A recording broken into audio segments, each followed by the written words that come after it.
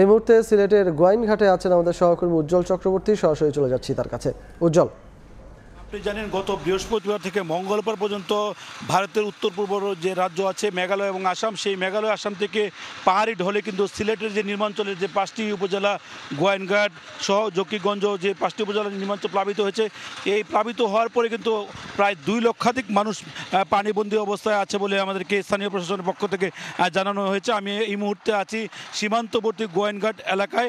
তার পাশে কিন্তু ভারতের মেঘালয় রাজ্য। আপনাকে জানিয়ে রেখে এই অঞ্চলে যে সাধারণ মানুষ বসবাস করছে তারা কিন্তু অনেকটাই পানিবন্দী অবস্থায় কিন্তু দুর্ভোগের মধ্য দিয়ে তারা বসবাস করছে। আমরা পানিবন্দী অবস্থায় যারা আছে তাদের সাথে কথা বলেছিলাম। তারা আমাদেরকে বলছেন যে তারা এখন পর্যন্ত সরকারের পক্ষ থেকে কোনো ধরনের ত্রাণ তৎপরতা পাননি এবং বেসরকারি পর্যায়ে কিছু ত্রাণ তৎপরতা পেলেও এখানে কিন্তু কোনো জনপ্রতিনিধি দেখা এখন পর্যন্ত তারা পাননি বলে আমাদের কাছে অভিযোগ করেছে। আপনাকে জানিয়ে রাখি, আমি কিছুক্ষণ আগে কথা বলেছিলাম সিলেটের জেলা প্রশাসকের সাথে। তিনি আমাদেরকে জানিয়েছেন সরকারের পক্ষ থেকে ত্রাণ তৎপরতা খুব শীঘ্রই শুরু হবে। তারা বলছেন প্রত্যেক উপজেলাতে 200 বস্তা শুকনা খাবার, 15 মেট্রিক টন চাল এবং নগদ 50,000 টাকা করে বরাদ্দ করেছেন।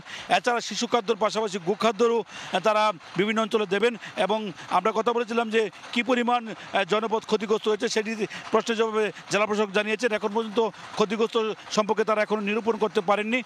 তবে তিনি বলেছেন 470টি আশ্রয়ণ কেন্দ্র প্রস্তুত রাখা হয়েছে। ইতিমধ্যে আশ্রয়ণ কেন্দ্রে যারা গতকালকে যারা অবস্থান নিয়েছিল তারা কিন্তু পানি কিছুটা কমার ফলে কিন্তু তারা স্ব বাড়িতে ফিরে গিয়েছেন।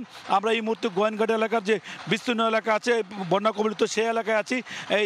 এই কিছুক্ষণ আগে এই অঞ্চলের যে বাসিন্দারা আছে তারা অনেকে আমাদের কাছে বলেছেন যে তারা গতকালকে রাত থেকে অনেকে এখানে বিদ্যুৎবিহীন অবস্থায় আছেন এবং বিদ্যুৎ বিচ্ছিন্ন আছে।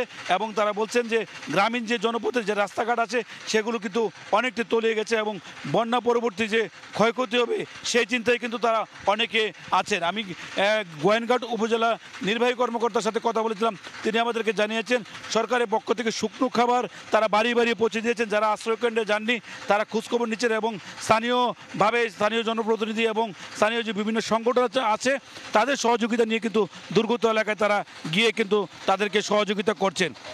আপনাকে জানিয়ে রাখি, ভারতের যে মেঘালয় রাজ্য এবং আসাম রাজ্য আছে সেখানে যদি ভারী বৃষ্টিপাত না হয় এবং সিলেট অঞ্চলে যদি আগামী 24 ঘন্টার মধ্যে ভারী বৃষ্টিপাত না হয় সেক্ষেত্রে বন্যা পরিস্থিতি অনেকটাই উন্নতির দিকে যাবে বলে স্থানীয় প্রশাসনের পক্ষ থেকে আমাদেরকে জানানো হয়েছে। তো এই ছিল আমার কাছে সিলেটের গোয়াইনঘাট এলাকা থেকে বন্যা কবলিত এলাকার সর্বশেষ খবর। সিলেটের গোয়াইনঘাট থেকে আমাদের সঙ্গে যুক্ত হয়েছিলেন সহকর্মী উজ্জ্বল চক্রবর্তী।